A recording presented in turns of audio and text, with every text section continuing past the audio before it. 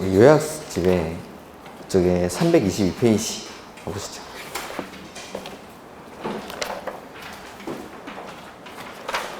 요트는 네 53페이지 보시면 되겠습니다. 문제가 좀 섞여 있어가지고 사업계획 승인은 뭐 다음 주 이론 강의 때는 잠깐 언급만 드리고 넘어가도록 하겠습니다.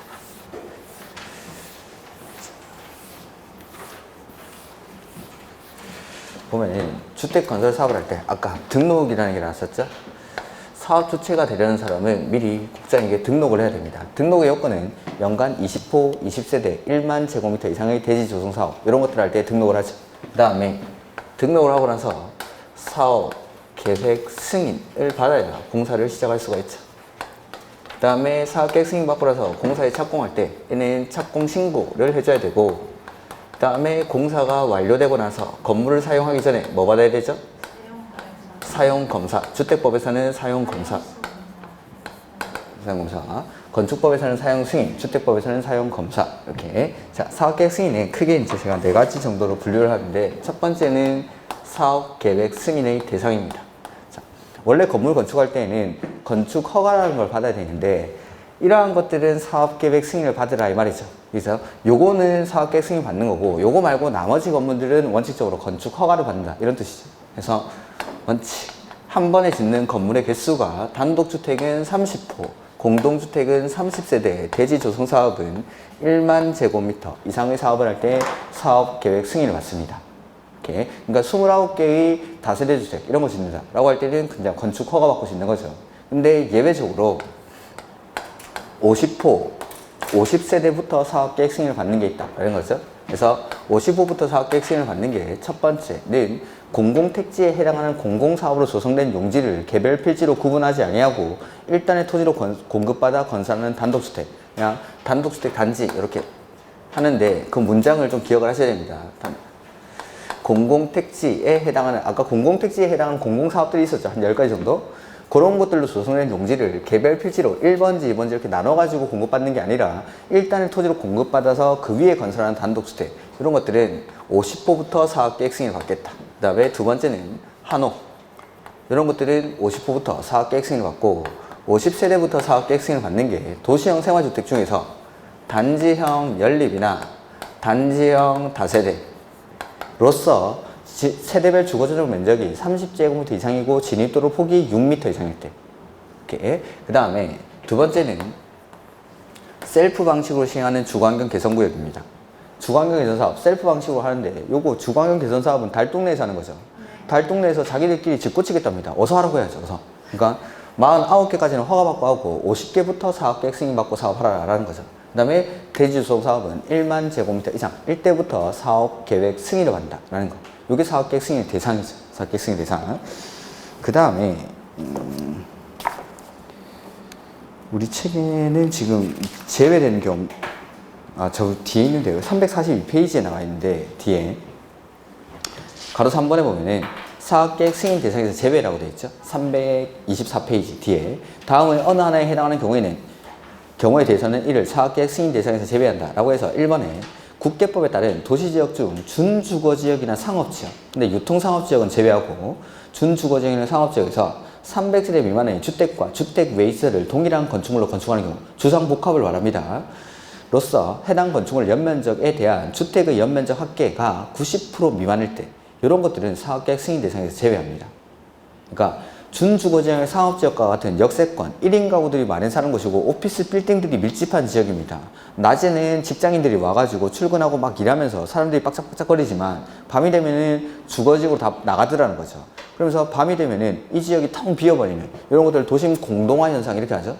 도심 공동화 현상을 방지하기 위해서 준주거지역이나 상업지역에서 300세대 미만의 주상복합을 지으면서 거기서 연면적의 90% 미만이 주택에 해당할 때, 이런 것들은 사업계획 승인 대상에서 제외하니까 허가만 받고 빨리 지으라는 거죠. 이렇게. 요게 이제 사업계획 승인 대상에서 제외하는 거. 2번은 그냥 안 보셔도 좋습니다. 이렇게.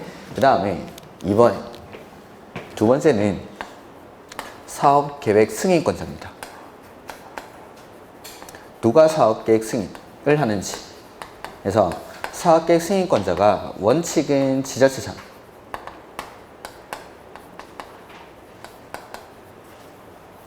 그래서 지자체 장애하는데 이거는 면적을 가지고 구분해서 면적이 주택건설 대지의 면적이 10만 제곱미터 미만일 때에는 특별시장, 광역시장, 시장, 군수가 사업계획 승인을 하고 면적이 10만 제곱미터 이상일 때에는 특별시장, 광역시장, 도지사, 대도시시장. 다른 말로 하면 특별시, 광역시 줄이면 이게 시죠? 시, 도, 대도시 이렇게. 그러니까 보면은 면적에 관계없이 특별시장, 광역시장은 무조건 사업계획 승인을 하죠. 특별시장, 광역시장은 위아래 둘 다 있으니까. 그 다음에 여기 대도시시장까지도 면적에 관계없이 합니다. 차이가 나는 거는 시랑 군에서 차이가 나는 거죠. 면적을 가지고 구분하는 건. 그래서 면적이 작을 때, 10만 미만일 때는 시장 군수가 하는데 10만 제곱미터 이상일 때에는 도지사가 사업계획 승인을 합니다. 이게 원칙적인 사업계획 승인권자. 그래서 거기 승인권자 보면은 책에 시, 도, 대도시 10만 이상일 때, 특별시, 광역시, 시장 군수는 10만 미만일 때, 이렇게 결론해서 도지사는 10만 미만일 때 미만시, 시군의 위임이라고 되어 있는데 뭐 그냥 차이가 나는 거죠. 그래서 10만 미만일 때는 시장 군수가 하고 10만 이상일 때는 도지사가. 나머지는 특별시, 광역시에서는 국장이 하는 경우 빼고는 무조건 특별시장, 광역시장이 하는 겁니다. 이렇게 국장이 하는 경우 빼고. 그래서 원칙은 이런 지자체 장들이 하는데 예외적으로 사업계획 승인을 국장이 사업계획 승인을 하는 경우가 있다라는 거죠. 그래서 첫 번째는 사업 시행을 누가 하냐면 국가나 주공이 합니다. 거기다가 뭐 지방공사 X 써도 상관없는데 지방공사로 한번 바꿔내서 낸 적이 있습니다. 이렇게 국가나 주공이 할 때, 국가나 주공. 두 번째는 330만 제곱미터 이상의 택지개발사업, 도시개발사업을 추진하는 지역 중 국장이 지정고시하는 지역에서 주택건설 사업을 시행하는 경우. 그러니까 330만 제곱미터 이상, 100만 평이나 되죠. 면적이 엄청 넓은 택지개발사업이나 도시개발사업, 그러니까 330만 제곱미터 이상이나 될 때는 시, 도지사 이런 애들은 택도 없다 이 말하면 택도 없다. 330만 제곱미터 이상일 때는 시, 도지사는 택도 없으니까 누가 하죠? 국장이. 그 다음에 세 번째, 수도권이나 광역시의 긴급한 주택난 해소 내지는 지역균형개발, 광역적 차원의 조정이 필요해서 역시 국장이 지정고시하는 지역에서 주택건설 사업을 시행할 때. 그 다음에 네 번째는 그 밑에 기흥, 니은, 디귿, 리을, 국가, 지자체, 주공, 지방공사, 공공이죠. 이 공공이 총 지분의 50%를 초과 출자한 위탁관리 부동산 투자회사가 사업을 할 때, 요게 국장이 사업계획 승인을 하는 경우. 그러니까 뭐 예외적으로 국장이 하는 것들은 시험에 무지 잘 나오는 겁니다. 첫 번째가 국장이 예외적으로 관리계획을 결정하는 경우. 그 다음에 예외적으로 국장이 도시개발구역을 지정하는 경우. 그 다음에 여기 나와 있는 예외적으로 국장이 사업계획 승인을 하는 경우. 이런 것들은 뭐 수시로 시험에 출제가 되는 거죠. 그래서 국장이 사업계획 승인을 하는 경우 첫 번째가 다시 국가나 주공이 사업을 시행할 때. 두 번째는 면적이 얼마죠? 330만 제곱미터 이상인 택지개발사업, 도시개발사업을 추진하는 지역 중 국장이 지정고시하는 지역에서 주택건설 사업을 시행할 때. 세 번째는 수도권이나 광역시의 긴급한 주택난 해소 내지는 지역균형개발, 광역적 차원의 조정이 필요해서 역시 마찬가지 국장이 지정고시하는 지역에서 주택건설 사업을 시행할 때. 그 다음에 네 번째는 공공, 국가, 지자체, 주공, 지방공사가 총 지분의 50%를 초과 출자한 위탁관리 부동산 투자회사가 사업을 할 때, 이럴 때는 사업계획 승인을 국장이 한다라는 거. 이렇게. 그 다음 페이지. 뭐 4번, 가로 4번 이런 것들은 그냥 참고해 보시고, 사업계획 승인 효과인데, 사업계획 승인 효과는 따로 읽을 건 없습니다. 사업계획 승인 받으면 여러 가지 것들이 허가, 인가, 승인 등을 받은 것으로 본다 이런 것들이죠. 그래서 그런 승인이나 허가, 의제받는 사항에 대해서는 관계 행정기관장이랑 미리 협의를 해야 되는 거고, 대제 소유권 확보가 먼저 나오는데, 사업계획 승인의 취소 먼저 보죠. 자, 세 번째는 착공 의무 기간 이랑 사업계획 승인의 취소입니다. 자, 단지 전체에 대해서 사업계획 승인을 받았을 때는 승인 받은 날로부터 얼마 안에? 5년 내에 착공을 해야 됩니다. 여기. 그러니까 사업계획 승인 받고 나서 원칙은 5년 내에 착공을 하는 거죠. 우리 건축 허가 받고 나서 착공은 얼마나 했죠? 2년. 허가 받고 나서는 2년. 공장은 3년. 근데 요 5년도 정당한 사유가 있을 때는 1년 연장해 줍니다. 정당한 사유가 있을 때는. 그래서 단지 전체에 대해서 승인을 받았을 때는 5년 내, 승인 받은 날로부터 5년 내. 근데 공구별로 분할해서 사업을 하는 경우에는 최초로 공사를 진행하는 공구는 똑같이 승인 받은 날로부터 5년 내에 공사를 시작을 해야 되는데, 최초의 공구 외의 공구는 최초 착공 신고일로부터 얼마 안에? 2년 내에 공사를 시작해야 됩니다. 이렇게. 그리고 여기 있는, 자, 1년을 연장해 준다고 했는데, 그 1년 연장이 되는 건 요 5년짜리들만, 정당한 사유가 있을 때는 1년 연장해 줍니다. 5년짜리들만. 그 다음에 사업계획 승인의 취소라는 게 나오죠. 그리고 주택법에서는 취소 나오면 싹 다 뭐라고 했죠? 할 수 있다. 하여야 한다는 없습니다. 그래서 사업계획 승인을 취소할 수 있는 경우인데, 첫 번째 5년 안에 착공 안 했을 때.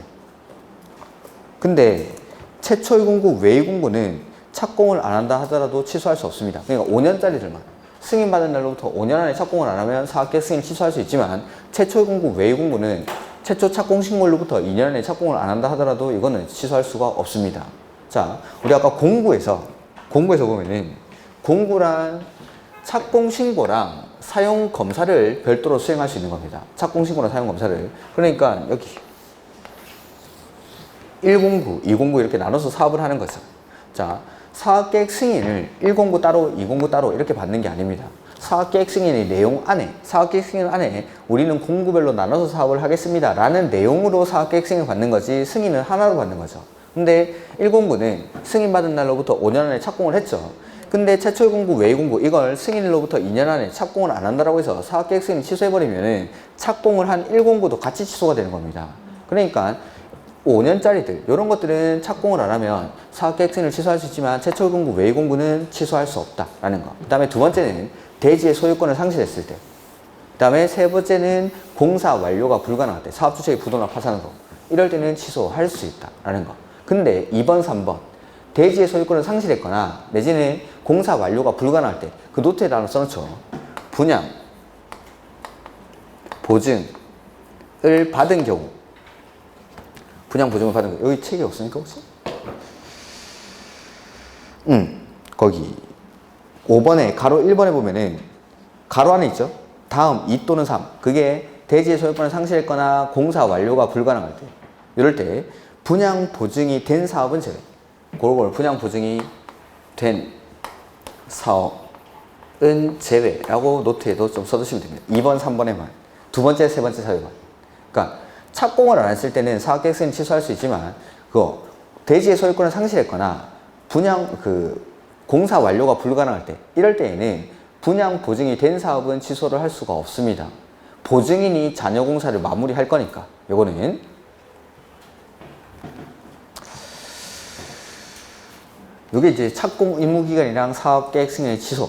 그래서 착공 의무기간 5년 안에 착공 안 했을 때, 내지는 공사 완료가 불가능할 때, 그 다음에 대지의 소유권을 상실했을 때에는 사업계획 승인을 취소할 수 있다. 근데 대지의 소유권을 상실했거나 공사 완료가 불가능하더라도 분양 보증이 된 사업은 취소할 수 없습니다. 그 다음에 최초 공구, 외의 공구는 2년 안에 착공을 안 하더라도 취소할 수가 없습니다. 이런 것들을. 그 다음에 네 번째가 소유권 확보랑 매도 청구.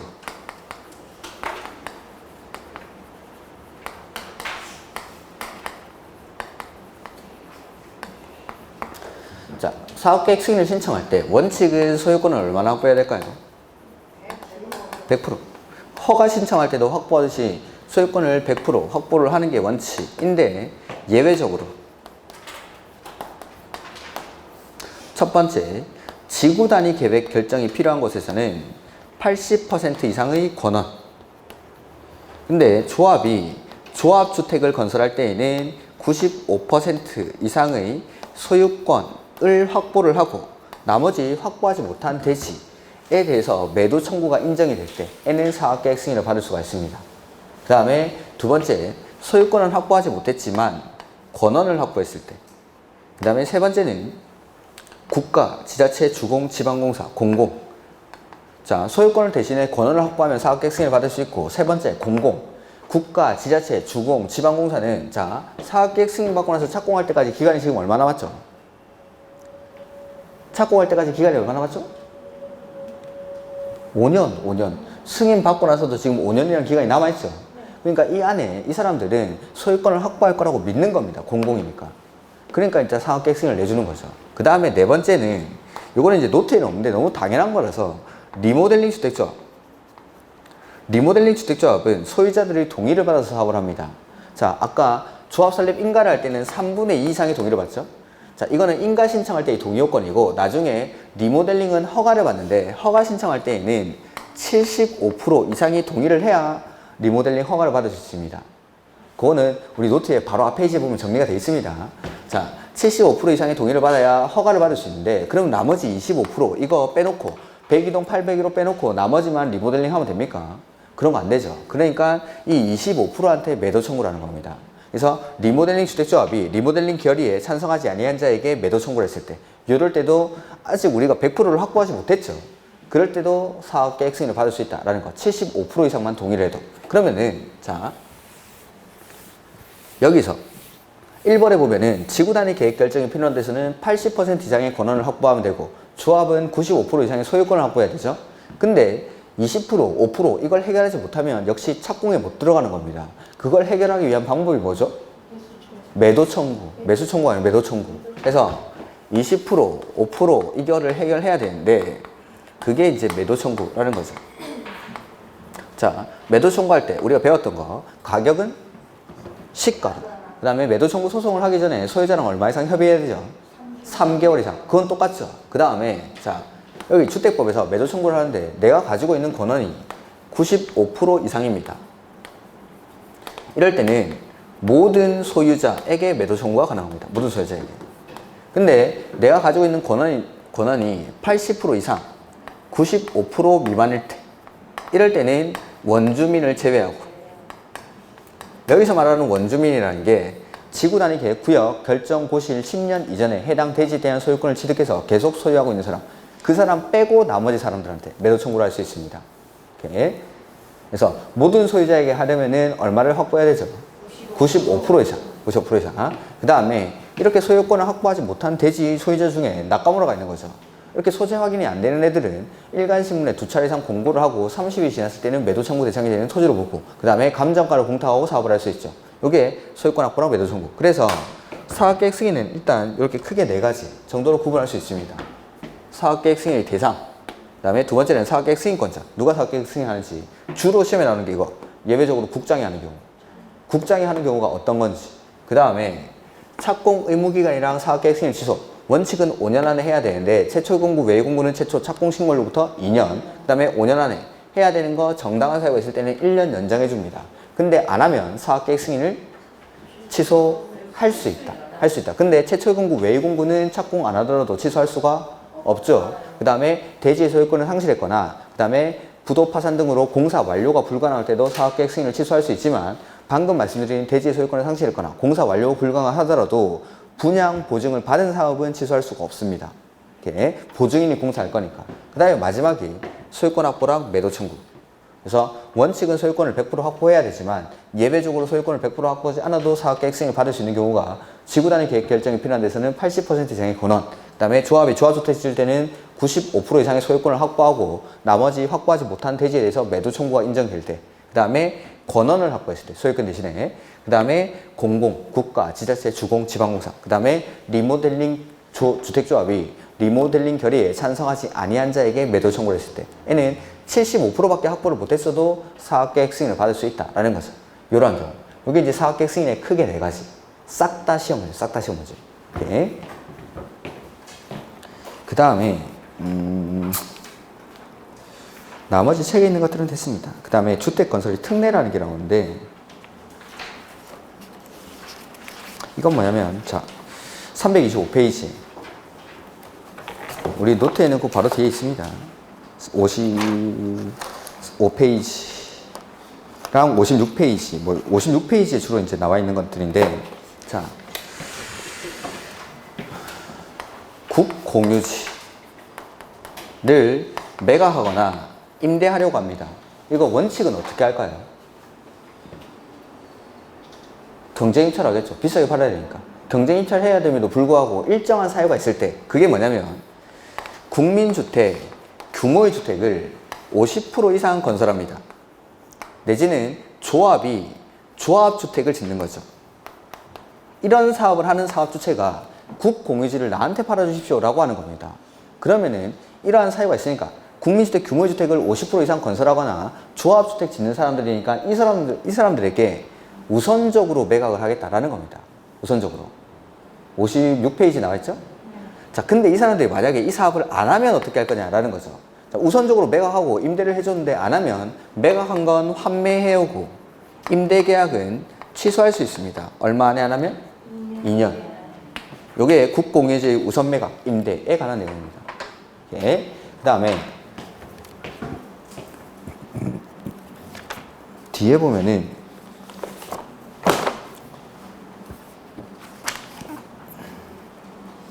토지 등 수용이 먼저 나와 있구나.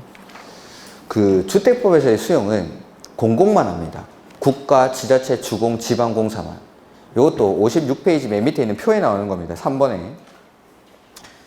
주택법에서의 수용은 공공만, 국가, 지자체, 주공, 지방공사만 합니다. 우리가 이제 시설사업, 개발사업, 정비사업에서의 수용은 모든 사업 주체가 다 있습니다. 시행자가 공공이든 민간이든. 근데 주택법에서의 수용은 공공만. 그것도 목적도 국민주택 건설 사업을 할 때 그때만 수용이 됩니다.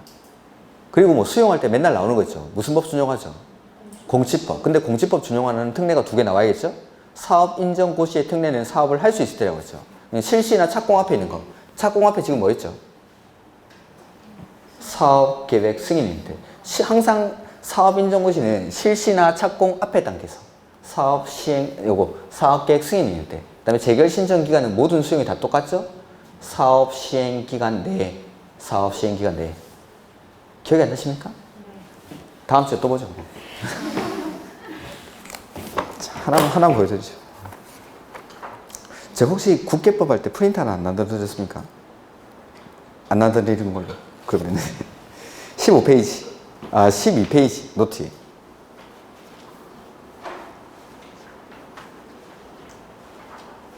거기 오른쪽에 뭐 그림 같은 거 나와 있죠? 오른쪽 박스 안에. 거기 수용 해가지고 박스 안에 보면 수용. 원칙은 무슨 법 준용합니까? 공치법 준용하는데 공치법 준용 안 하는 특례가 나오죠? 사업 인정 고시의 특례는 여기서는 자 실시 앞에 맨 위에 실시 앞에 보면은 뭐가 있죠? 맨 위에 그 음령 처리된 박스들. 실시 앞에 보면 실시계획 고시가 있죠? 그래서 여기서는 실시계획 고시가 있는데. 그 다음에 재결 신청 기간은 사업 시행 기간 안에 똑같죠? 그 다음에 두 번째 수용이 어디 나오냐면은 정비법의 수용 먼저 정비법 수용은 여기는 정리가 안 돼 있을 것 같은데 정비법에서는 실시계획 대신에 무슨 계획 만들죠? 사업 시행 계획. 그래서 정비법에서 나오는 수용도 원칙은 공치법을 준용하는데 공치법 준용 안 하는 특례에서 사업 시행 계획 인가 고시가 있는데 그때를 사업 인정 고시가 있는 걸로 보십니다. 그 다음에 재결 신청 기간은 싹 다 사업 시행 기간 안에. 그 다음에 또 하나의 수용이 어디 나오냐면 개발법에서 24페이지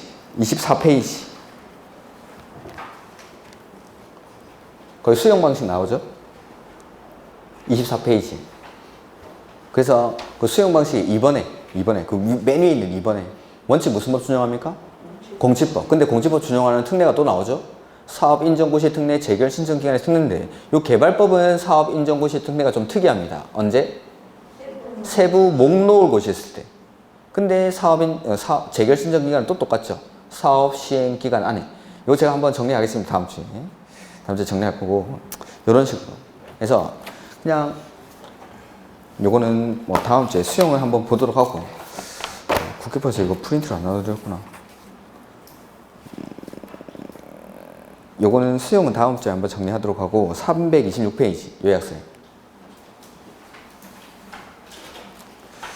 사업 시행에 관한 조치 해서 첫 번째 나오는 국공유지 우선 매각 임대 요거 방금 말씀드린 거 요거죠. 그 다음에 환지 방식으로 조성된 도시개발사업 토지의 활용인데 사업 주체의 채비지 우선 매각해서 도시개발사업의 시행자에게 국민주택 건설 사업을 하는 시행자는 채비지를 나한테 팔아라 할 수 있습니다. 우선적으로 50%까지 해서 보면 사업 주체는 국민주택 용지로 사용하기 위해서 그냥 일반 아파트 짓는 거 아닙니다. 국민주택 용지로 사용하기 위해서 도시개발사업 시행자에게 채비지 매각을 요구할 수 있다. 그러면은 시행자는 50% 범위 내에서 채비지를 우선적으로 그 국민주택 건설 사업을 하는 사람에게 매각할 수 있다라는 겁니다. 이렇게. 그 다음에 매각 방법은 뭐 시행자가 채비지, 사업주체에게 국민주택 매각 시 경쟁 입찰을 하는데, 그 다음에 뭐 수의계약하는 이런 건 매각 방법은 됐고, 그 다음에 이번에 보면은 환지계획 작성 전 매각 요구라는 게 나오죠. 자, 채비지 명세는 환지계획에 들어가는 겁니다. 환지계획의 내용이 뭐죠? 화이팅, 설계, 새거, 헝거, 비용, 입찰한지. 그 중에 그 비용이 채비지, 보류지 명세. 그러니까 환지계획을 수립을 해야 채비지가 어딘지가 나오겠죠. 근데 환지계획도 만들지도 않았는데 나한테 팔아라 하는 거죠. 그러면은 환지계획을 수립할 때 그 사람한테 줄 걸 집단적으로 하나의 단지로 정할 수 있다라는 겁니다. 이렇게. 그래서 도시개발 사업 주체는 매각할 채비지를 그 환지계획에서 하나의 단지로 정하여야 함, 이렇게 되죠. 하나의 단지로 정하여야 함. 그 다음에 그 채비지 양도 가격은 감정가를 기준으로 하는데 임대주택을 건설할 때는 조성 원가로 할 수 있습니다. 조성 원가로. 그 다음에 토지 매수 업무의 입탁. 자, 한국토지주택공사가 주택건설 사업을 하려고 하는데 그 주택건설 사업을 하는 지역이 저 경상남도 통영에서 사업을 한답니다. 그럼 주공이 통영까지 내려가기 힘들겠죠. 그럴 때는 토지 매수 업무랑 손실보상 업무를 지자체장한테 위탁을 합니다. 이렇게. 그러니까 중앙에 할 때만, 지방공사나 지자체 이런 사람들은 위탁할 필요가 없겠죠. 지자체에서 하는 거니까. 그러니까 국가나 주공만, 중앙에 있는 국가랑 주공만 위탁합니다. 국가랑 주공만 지방에 있는 사람들한테, 지자체장에게 토지 매수 업무랑 손실보상 업무를 위탁할 수 있다. 이렇게. 그 다음에 공사의 시장, 이건 아까 말씀드렸죠. 여기서 승인받으로부터 5년 안에 착공을 한다. 그 다음에 공사가 완료되고 나면 사용 검사를 받아야겠죠. 자, 사용 검사는 신청한 날로부터 며칠 안에 하죠? 5일. 사용 승인은 7일, 사용 검사는 15일. 15일. 그 다음에 원칙은 사용 검사를, 자, 이쪽에 한번 정리해 보죠.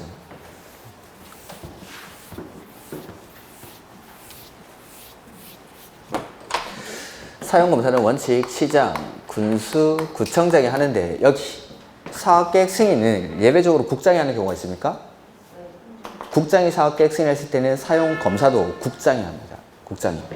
사용 검사도. 사용 검사는 노트에는 좀 앞쪽으로 가야겠죠. 55페이지에.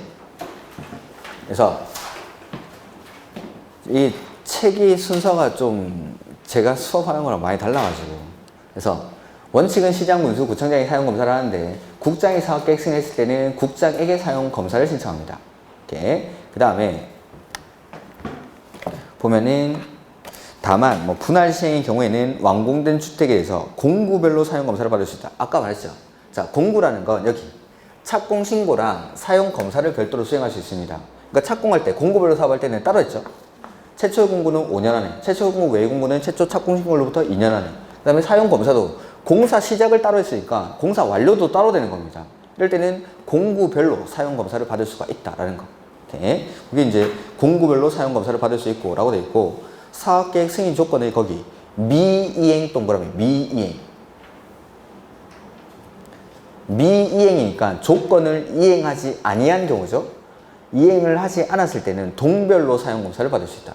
원래는 단지 전체에 대해서 사용 검사를 받아야 되는데 사업계획 승인 조건의 미이행입니다. 미이행, 이행 아니고 미이행. 저는 말했습니다. 이행 아니고 미이행, 이행하지 아니한 경우 미이행일 때는 동별로. 그 다음에 뭐 1번 미이행을 보고 사용 검사의 통보. 그래서 며칠 안에? 15일. 그 다음에 뭐 사용 시기 해서 사업 주체는 사용 검사를 받은 후가 아니면 사용할 수 없는데 사용 검사권자의 임시 사용 승인을 얻은 경우에는 그러하지 아니하다라고 해서 임시 사용 승인 방법이 나오죠. 주택은 동별로 하고 공동주택은 세대별로 하고 대지는 구획별로 임시 사용 승인을 할 수 있습니다. 주택은 동별로, 공동주택은 세대별로, 대지는 구획별로. 주택은 동별로, 공동주택은 세대별로, 대지는 구획별로. 주택은 동별로, 공동주택은 세대별로, 대지는 구획별로. 이렇게. 그 다음에 매도 청구, 아까 말씀드렸죠? 그 다음에 낙가무라 같은 애들은 6번에 나와 있고, 그 다음에 사용검사 후 매도 청구. 사용검사 후니까, 자, 사용검사 후죠? 사용검사 후 매도 청구. 공사가 다 끝난 겁니다. 공사가 다 끝나서 입주를 해 있는데, 우리 아까 매도 청구를 하는데 소재 확인이 안 되는 애들이죠. 나카무라 같은 애는 일간신문에 2차례 이상 공고를 하고 감정관로 공탁하고 사업을 한 거죠. 근데 죽은 줄 알았던 나카무라가 살아 돌아온 겁니다. 해가지고 진정 명의 회복을 위한 소유권 이전 등기 말소 청구 소송을 제기해가지고 이 나카무라가 승소를 했습니다. 자, 나카무라는 소유권을 회복했죠. 그러면은 여기 입주한 사람들은 지금 자기들 땅 위에 살고 있는 게 아니라 나카무라 땅 위에 살고 있는 거죠. 그래서 이 사람한테 좀 팔고 나가주십시오 라고 하는 게 사용검사 후 매도 청구입니다. 사용검사 후 공사 다 끝나고 나서. 근데 이 소유권을 회복한 면적이 엄청 넓은 겁니다.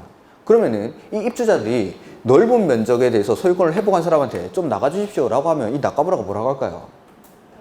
니네가 나가 하겠죠. 니네가 나가. 그래서 이 소유권을 회복한 면적은 5% 미만이어야 합니다. 그 다음에 이거 매도 청구 소송이라는 거 법원에다가 소송을 제기하는 거죠. 소송을 제기하는데 원고는 이 입주자 전체가 되는 겁니다. 몇천 명이 법원에 다 갈 수는 없겠죠. 그래서 대표자를 선정하는데 대표자를 선정할 때는 4분의 3 이상의 동의를 받은 대표자가 법원에 대신 갑니다.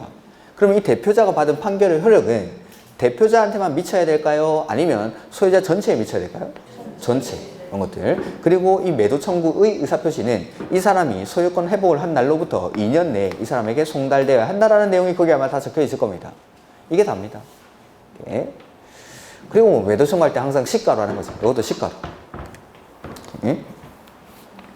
그래서 요거 가지고 일단 문제 풀어보면서 모자란 부분은 제가 한번 말씀드리고 수용은 제가 혹시나 다음 주에 까먹으면은 수용 정리한다고 했습니다 라고 말을 해주십시오.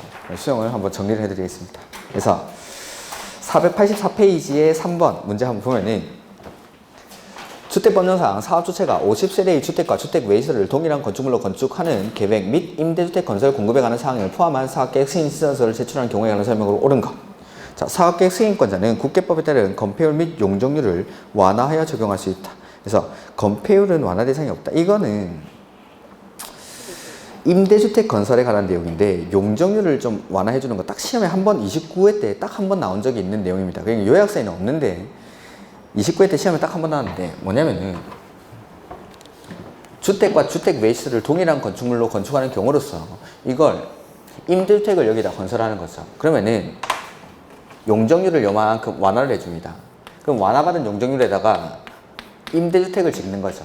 그리고 임대주택을 요걸 인수자에게 공공한테 주면은 그 공공이 요걸 임대주택으로 활용한다 뭐 이런 것들입니다. 보면은 딱 한 번 시험에 나온 적이 있으니까 지문들 정도만 보면 됩니다. 그러니까 건폐율 및 용적률이 아니라 용적률을 완화해 줍니다. 그러니까 더 짓게 되겠죠. 더 높게. 그럼 여기에다가 이제 임대주택을 짓겠다라는 거죠.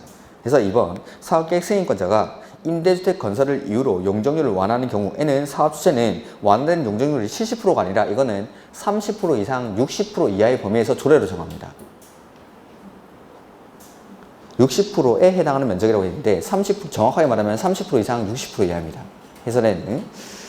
그 다음에 3번에 사업주체는 용적률 완화도 건설된 임대주택을 인수자에게 공급하여야 하며 이 경우 시장 군수가 우선인수하는 게 아니라 시도지사가 우선인수합니다. 그러니까 완화받은 용적률의 30% 이상 60% 이하의 범위에서 임대주택을 지어서 공급을 하는데 그렇게 공급받은 임대주택을 이제 시도지사가 우선 인수할 수 있다라는 거죠.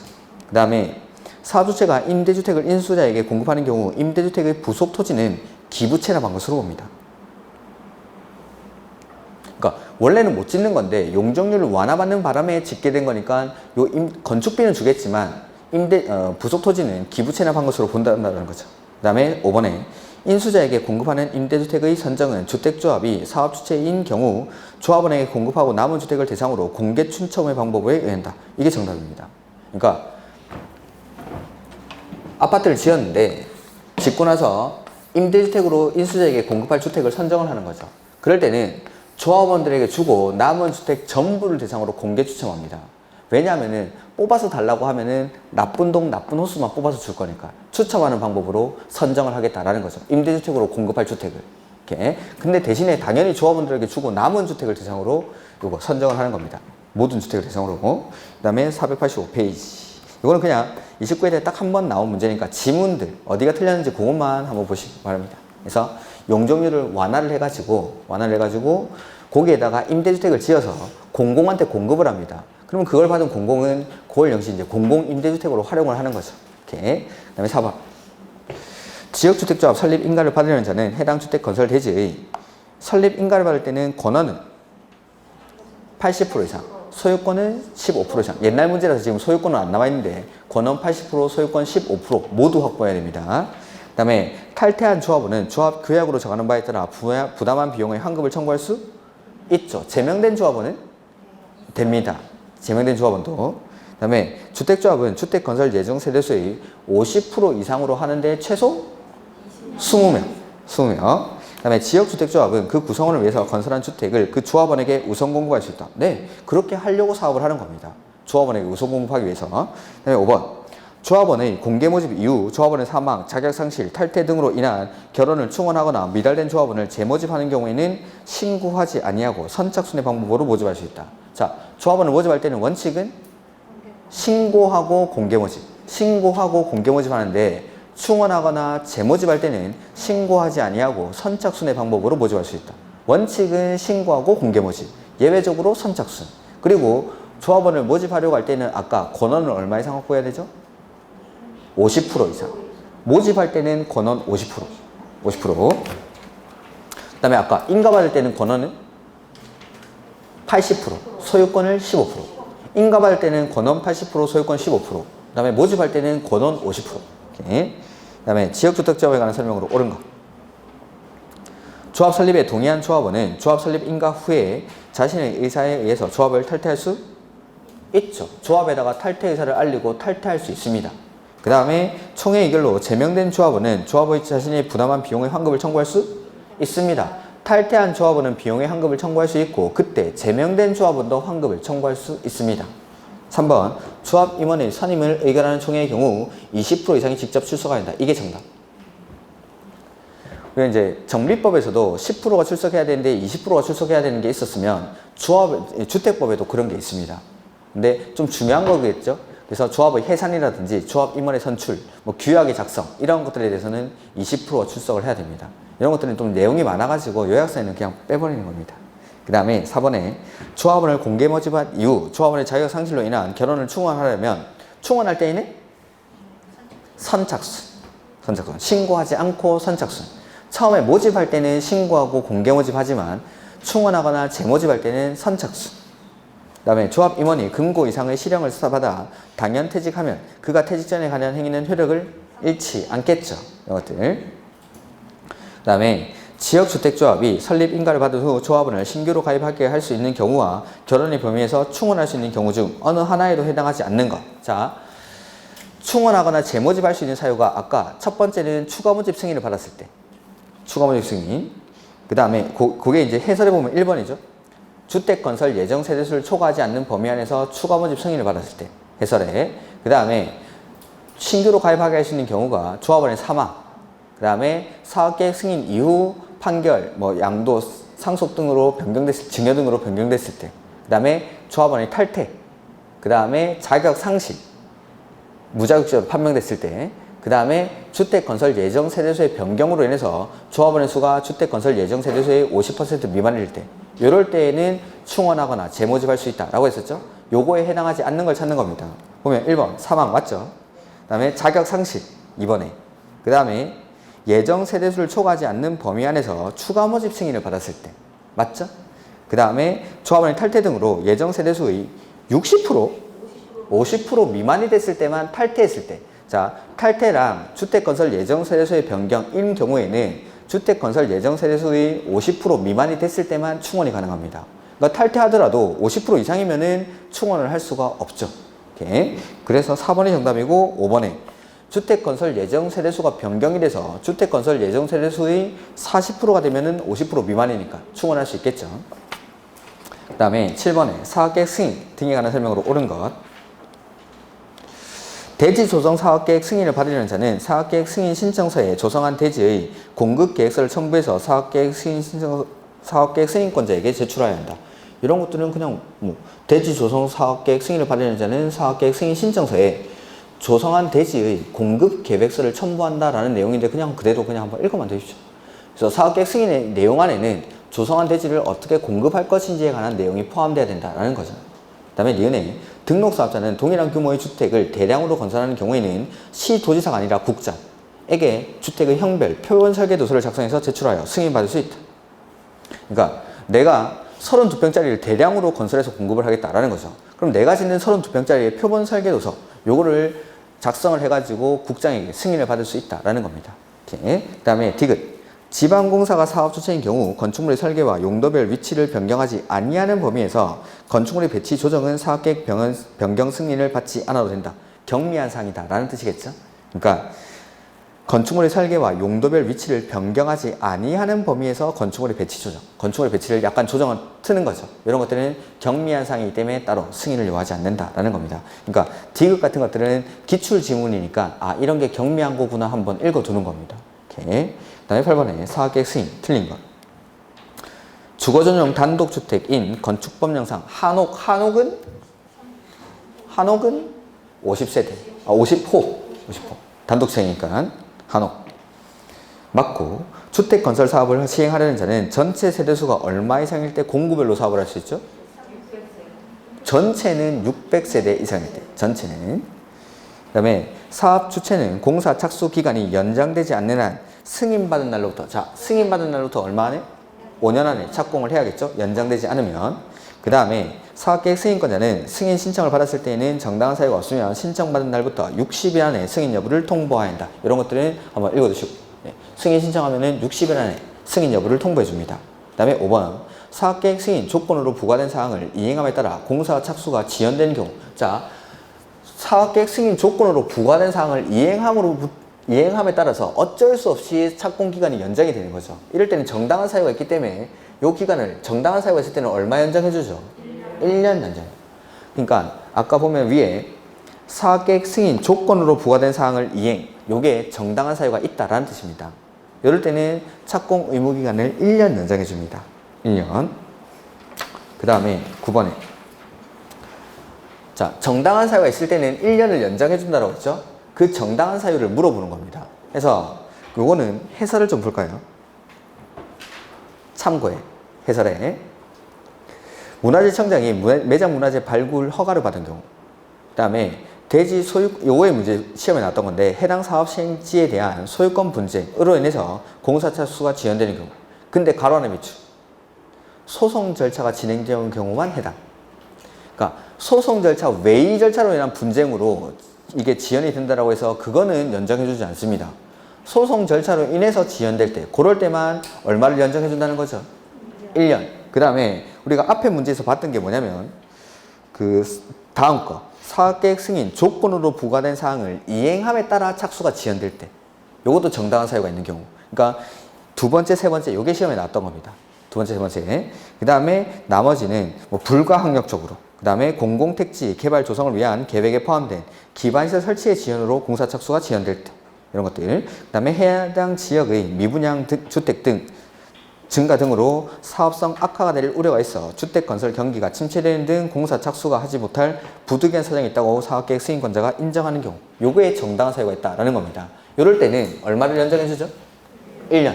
1년. 그래서 요게 중에 고르는 건데 위에 보면은 4번 볼까요? 4번 집은 해당 사업지에 대한 소유권 분쟁을 사업주체가 소송 외의 방법으로 해결하는 과정에서 지연됐죠. 이건 안 됩니다. 소송 절차로 인해서 지연될 때만. 나머지 사유들은 읽어봤으니까 넘어가도록 하고, 이런 것들. 그러니까 이건 아예 정당한 사유가 하나 통째로 시험 문제에 나왔었으니까 이런 것들은 한번 읽어두시고 시험장에 가야겠죠. 그 다음에 조합, 옳은 거. 국민주택을 공급받기 위한 직장주택조합을 해산할 때에는 시장, 군수, 구청장의 인가를 받아야 한다. 공급받기 위한 직장주택조합은 설립할 때 신고하죠. 그럼 해산할 때도 신고하는 겁니다. 다른 조합은 인가받지만 국민주택을 공급받기 위한 직장주택조합은 신고했으니까 해산할 때도 신고.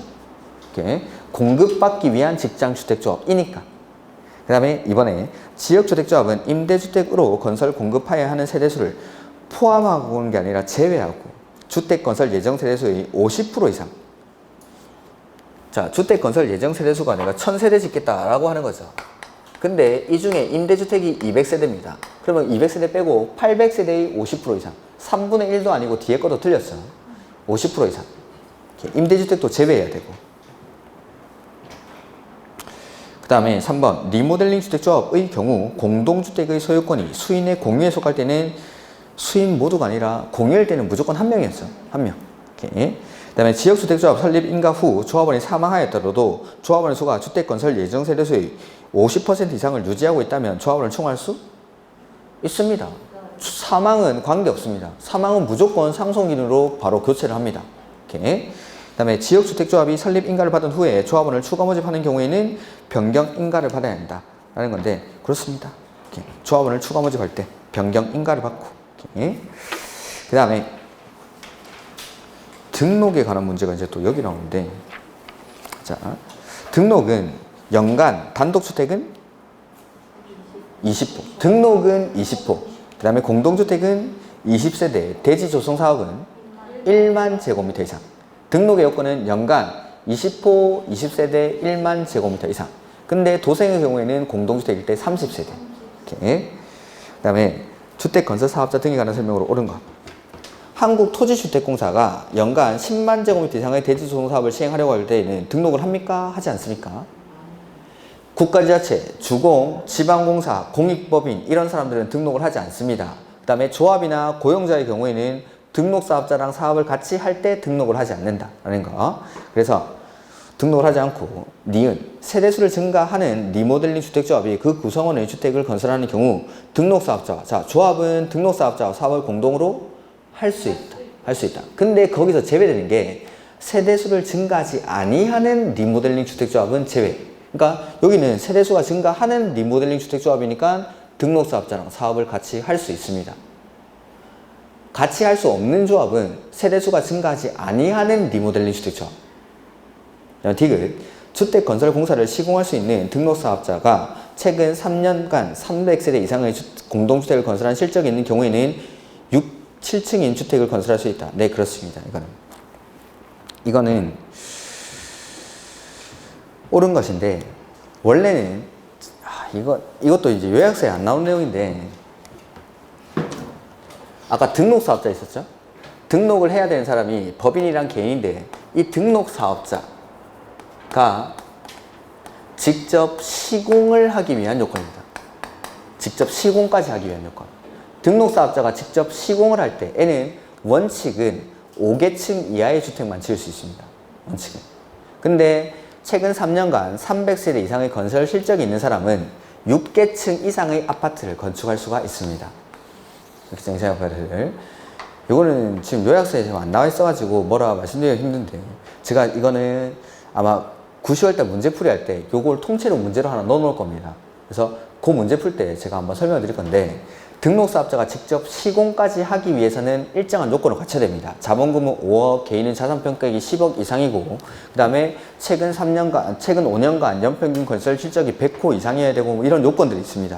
그 중에 하나의 요건인데, 요거는 뭐 지금 책에 안 나 있어가지고 일단 옳은 질문이라고 생각을 하시고, 그 다음에 13번에 분할 시행하는 경우라고 나오죠.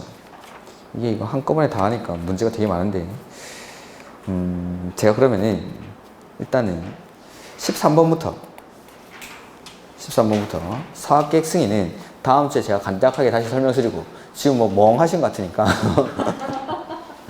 사업계획 승인은 제가 이거 다시 언급을 드리겠습니다. 사업계획 승인은 이제 문제가 지금 너무 섞여있어요. 등록 나왔다 조합 나왔다 이러니까.